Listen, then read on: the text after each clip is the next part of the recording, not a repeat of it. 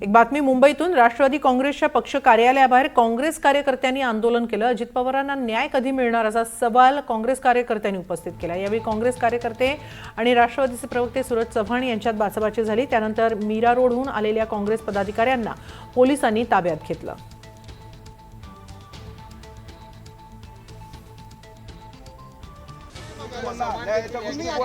सध्या काँग्रेस आणि राष्ट्रवादी काँग्रेसमधला संघर्ष पेटतोय। विशेषतः सुनेत्रा पवारांचा उल्लेख गुंगीगुडिया केल्यापासून काँग्रेस आणि राष्ट्रवादी काँग्रेसमध्ये वादाचे अनेक प्रसंग उद्भवत आहेत। अशात आता काँग्रेसकडून राष्ट्रवादी काँग्रेसच्या कार्यालयाबाहेर आंदोलन करण्यात आलं। मात्र यावेळी काँग्रेसने मुद्दा उचलून धरला तो दिवंगत उपमुख्यमंत्री अजित पवार यांच्या अपघाताचा। अजित पवारांना न्याय कधी मिळणार असा सवाल करत काँग्रेस कार्यकर्त्यांनी हे आंदोलन केलं।